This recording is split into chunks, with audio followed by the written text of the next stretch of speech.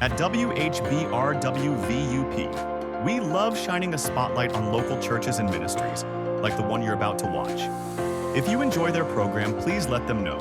Visit Abundant Living Faith Ministries' website at alfmonline.org. Share their messages, posts, and events to encourage those around you. Your support makes a real difference to the churches we broadcast and to our station. Thank you for sharing and enjoy the program.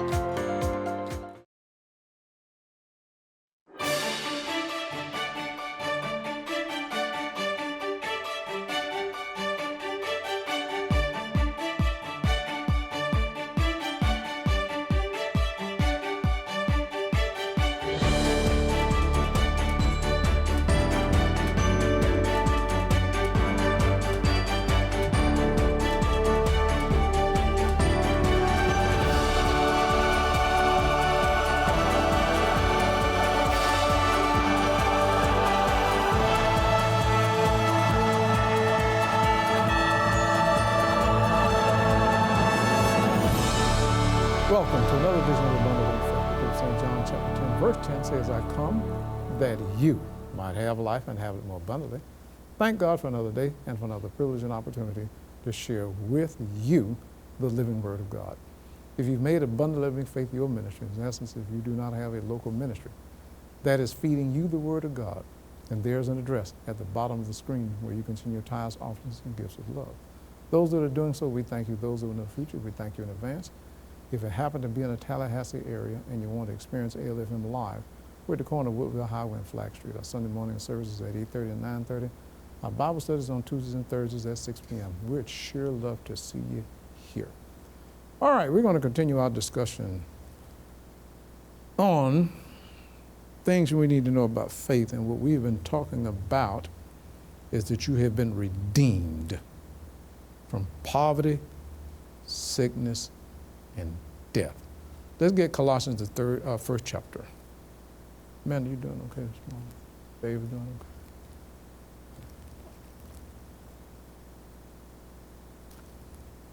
Let's get Colossians. I almost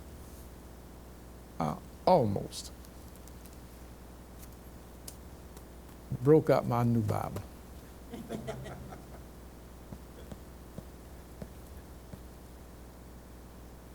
Got the box, opened the box, and opened it.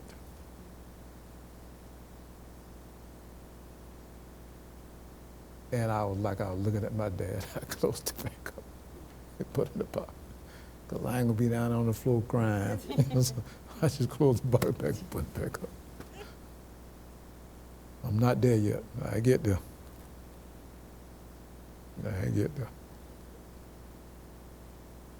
Colossians,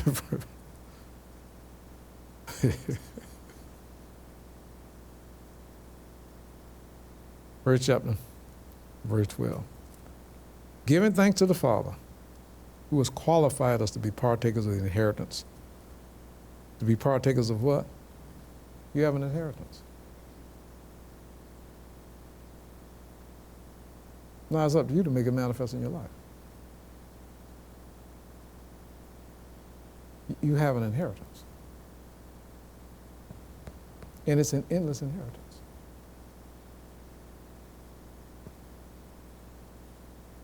God qualified you because he wants you to partake in it. He wants you to participate in it. So that he can be glorified. See, what a parent want to do is parents want people to know that I take good care of my children. Husbands should want people to know, I take good care of my wife.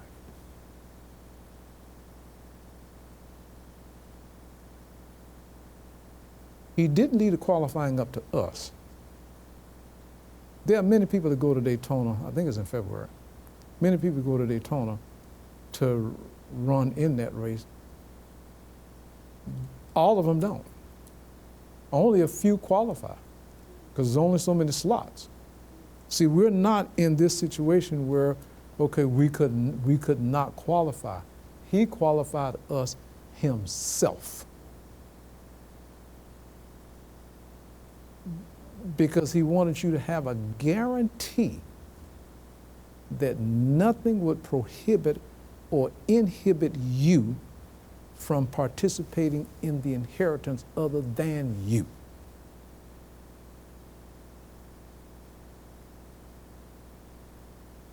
Giving thanks to the Father, who has qualified us to be partakers of the inheritance of the saints, which means that inheritance is only for what? For the saints, for the children.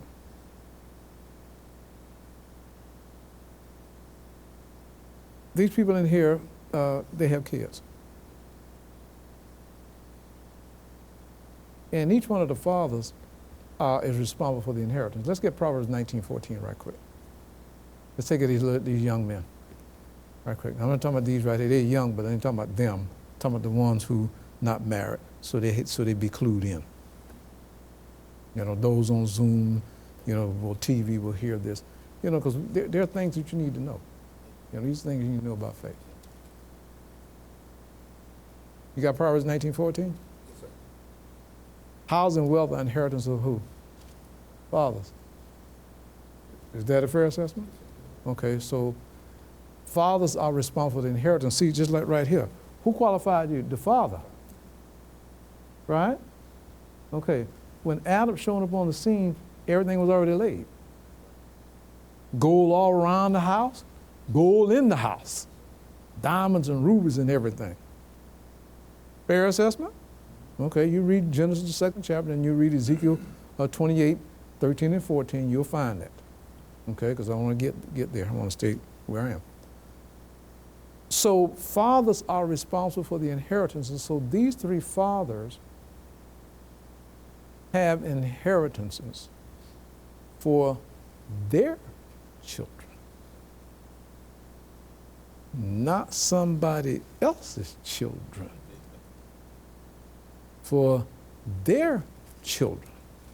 I'm going to take it something make you laugh, because this is tongue-in-cheek joke my wife, you know, she had with me, and we laugh about it. She tell me from time to time, she said, "You everybody daddy. You daddy to the world." And so when I was trying to help the girls, our goddaughters, get their deal done, when was that, Saturday? Might have been Saturday. I laying on the couch because I mean, it's work. Plus, I'm trying to handle my own stuff and do what I got to do. And I laying back on the couch, and so she said, "Okay, you done been daddy everybody this week. You got there, so you got time for me now?" You know, kind of deal. I started laughing.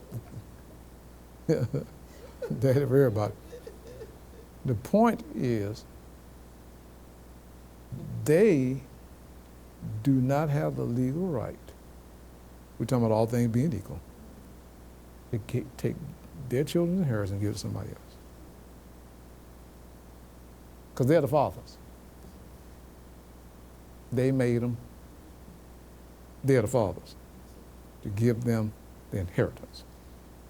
Okay? Now, as a side deal, making babies don't make you a father. Don't make you a husband. Don't make you none of those things.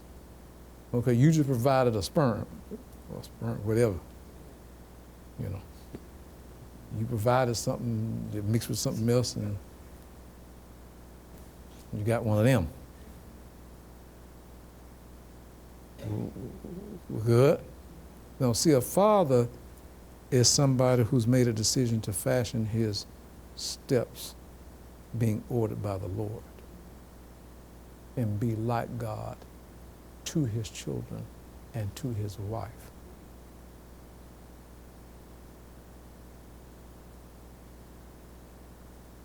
Giving thanks to the Father who's qualified us to be partakers of the inheritance of the saints. He has, not is going to. He has, not is going to. He has, not is going to. He has, not he will. He has delivered us from the power of darkness. He didn't deliver power and darkness, he delivered us from it. It still exists. And anybody who's dumb enough to stay in the it can have as much as the it as they want. Because God will allow you to have all of what you want. Because you are in absolute and total control of your life. Nobody and nothing is in control of your life. So you can't blame anybody for anything that's wrong with your life. Get me Psalms 119, 109, and Proverbs 18:21.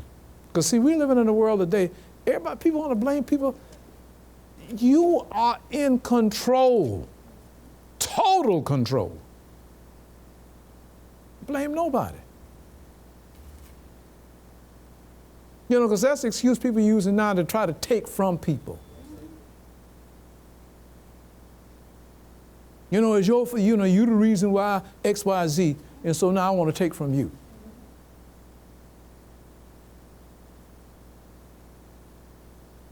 What do you have from it? In Proverbs 18:21, is that correct? Okay. God crafted man as a free moral agent. And he did so by giving you a will to exercise. Adam was a free moral agent. There were 2 trees in the midst of the garden. It could have only been one. If it had only been one, then he didn't craft him as a free moral agent because he didn't have what? Nothing to exercise his will on. Didn't have choice. That's why there were 2. Because people tell me, God, because today we live in this society that they want to make our God like God the bad guy. So they say, well, he tempted him. No, he ain't tempted him. James 1:13, Don, check for me, 12:13, says God does not tempt anybody with evil. He crafted a free moral agent, gave him a choice. Okay? One of the foods that I eat most of the time is salmon. That salmon is going to go wherever they go, Alaska, wherever. They're going to fly upstream, which is against the stupid to start with. Okay, you swimming against the tide. Okay, you know the bears up there. They eat your grandmama, they eat your great-grandmama. So you know they up there waiting on you. And you going anyhow. You have no gun, you got no bazooka, you don't have a chance. You going up there anyway, right? What sense does that make? But they have no other choice because they crafted it what? To operate by instinct. They function by instinct. He see the bear, he see the mouth open wide, but what can he do? Let the bear eat him, right? Okay. Swallows, they fly to wherever they're 1,000 miles away, whatever the case may be, and then, Capistrano, because that's just south of where we used to live. They go back.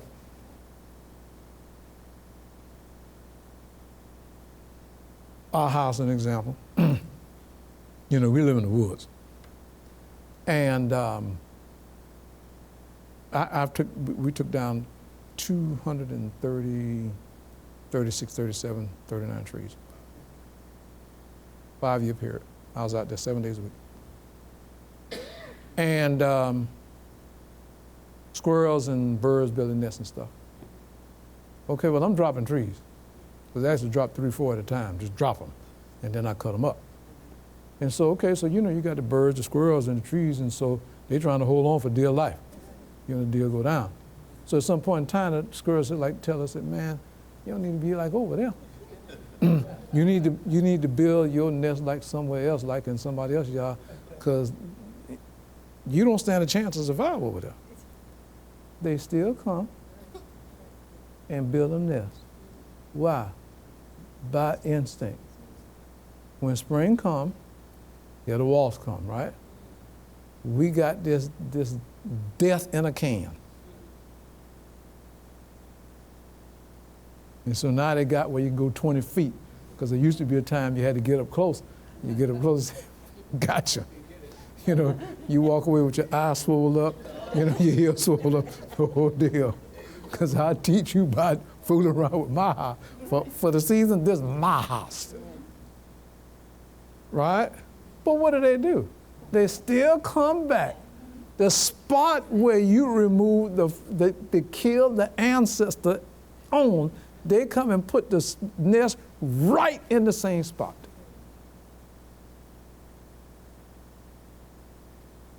Instinct. Dogs get old, the teeth out their head, and they're still trying to bite. Instinct. But we are not fashioned to operate by instinct.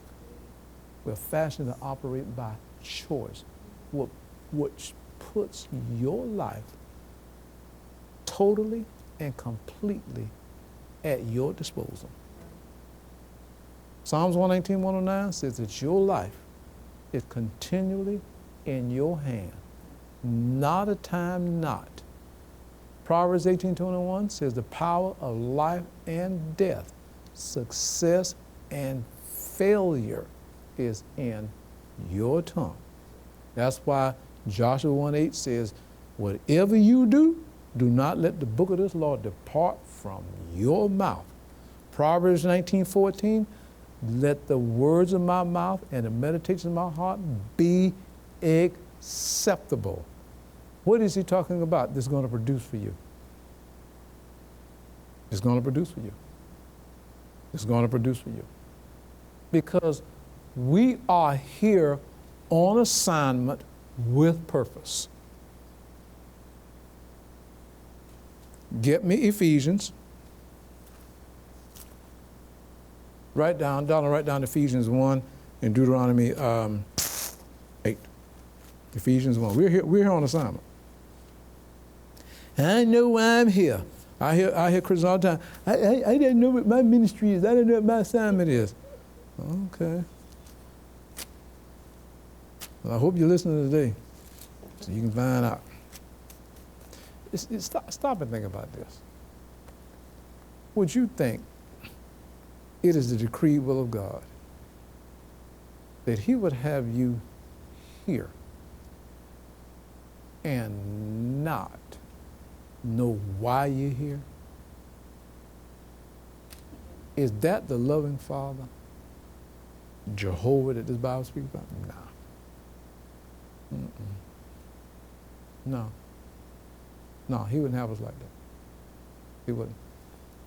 You got Ephesians 1st chapter? Start at verse 4. Just as he chose us in him before the foundation of the world. Is that correct? He chose us in him before the foundation of the world. Is that correct? All right. Hold that and get me Jeremiah 1:5. Because we're coming into, every we're in a 2-year cycle all the time, people voting and all that kind of stuff, you know what I'm saying?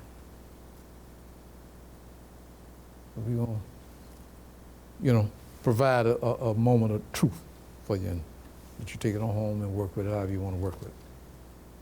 Okay? Because see, everything that's political ain't political. I ain't never seen life political, but nonetheless, we're going to make it like that. I experienced something the other day that I was really disturbed by. And disturbed was a choice. And I prayed. I was in this restaurant, and it was this guy, big guy, about 6'4". Could have played tight end. Could have, because he's actually the size, when I think about the size, a kind of prototype like a tight end.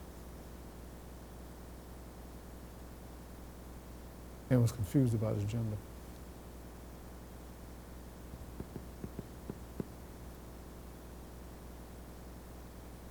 And had on a mask to cover the shadow. And wouldn't speak loud, almost in a whisper. And was asked, and what disturbed me, it was not so much that he was confused, as much as what it was doing to him. He was bothered. I mean, you could see it. Because it was almost like if he could disappear, he would disappear.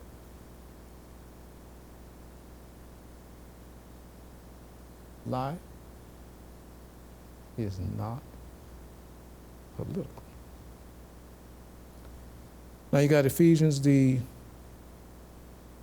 first chapter, right? And Jeremiah, first chapter, right? Talk to me. Okay. Ephesians 1:4 says, just as he chose us in him before the foundation of the world. Correct? All right. Now Jeremiah 1:5 says, I knew you before you entered your mother's womb. Correct? Okay. So you predated your body. Your mother provided you an earth suit that we call a body. And the reason that you needed an earth suit, because you were predestined to be in the earth. If you were predestined to be in heaven, you would have never been given an earth suit.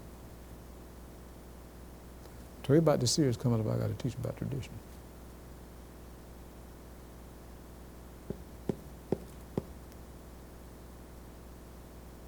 The angels were predestined to be in glory. They were not given an earth suit.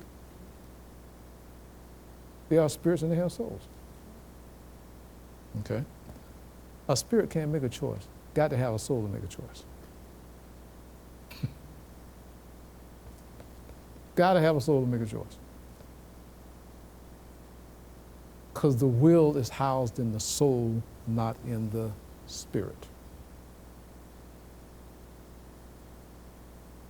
Romans 7:22 says, I delight after the law of God according to the inward man. The outward man doesn't. Why? Because the will is housed there.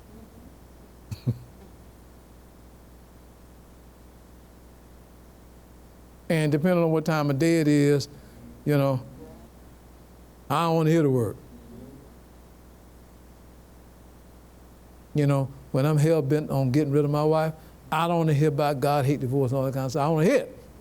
Because I already got my stuff lined up, got the next missus lined up, you know, whole deal, so I don't want to hear nothing about that. You understand? Huh? Okay.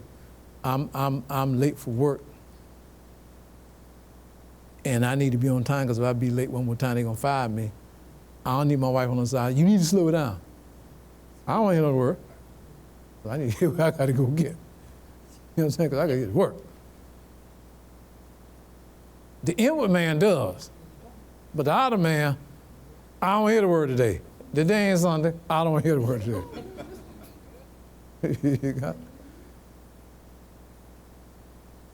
All she provided for you is an earth suit, because you were predestined to be in the earth for a very specific purpose.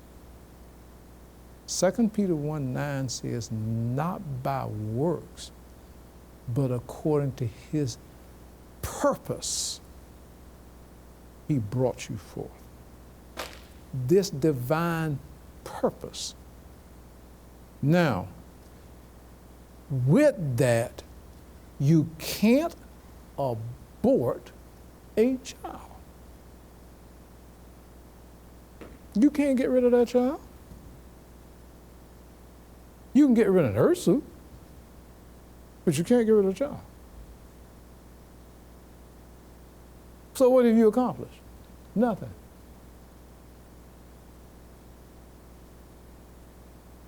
Nothing. All you did is stack another witness up against you. Because that child going to be a witness against you at the end. But see, instead of, everybody got their own thing, but I'm going with God's thing. See, instead of me protesting, let me teach.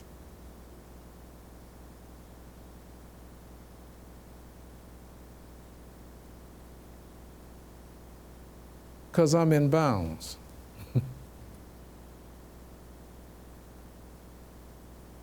And this is what we've been assigned to do, is to tell God's truth. Now let's go back to Ephesians 1:4. So that's just one of those things, you just marinate on it and suck on a little bit and think about it a little bit, The next time somebody, you go and, gap your legs and get pregnant, the whole deal like that, and then, somebody trying to convince you, you just like make it go away. You can't make it go away. All you can do is get rid of her too. And see, here's something else. I don't know this to be the case, but I would imagine it is the case. And I got my wife and I got other mothers, and I want her, if I'm incorrect, to speak to it. There's this thing that when a woman has a child, you deliver the earth suit, but you don't deliver the child. Because the child is always there.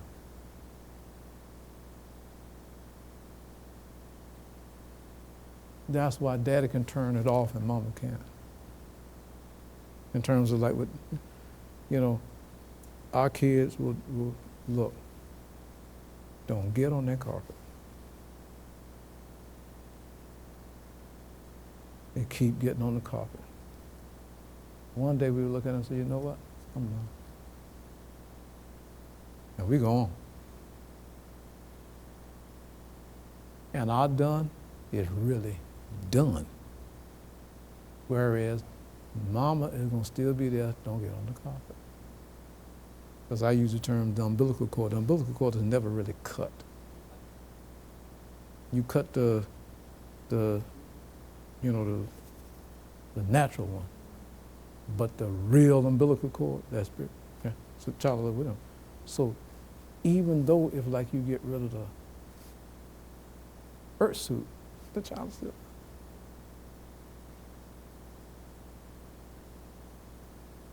I'll never leave you. Because that thought is always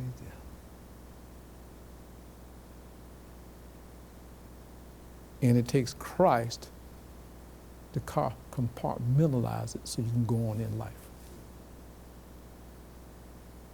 See, not make it disappear, but just do what? Compartmentalize it so you can go on and deal with life. But without that, you wind up going crazy. Oh dear, because it is unnatural. You are making an attempt to defy nature. And let me tell you this, nobody is going to ever defy nature. Because if we could, then what God created is flawed.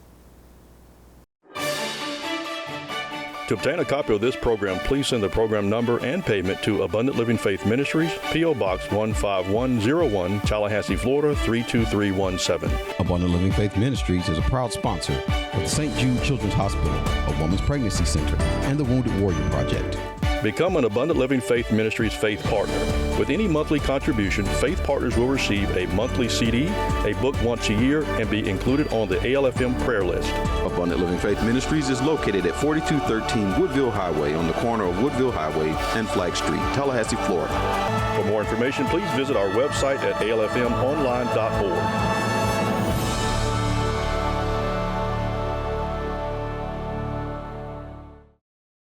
Thank you for watching today's broadcast. If you are encouraged by this ministry's message, you are invited to reach out and let them know. One way that you can do so is to scan the QR code on your screen, or visit our Connect page by going to WHBR.WVUP.org and then click the Connect button. Select the ministry you would like to contact, fill out the form, and we'll pass along the message. Your support helps keep shows like this one on the air. Reach out today.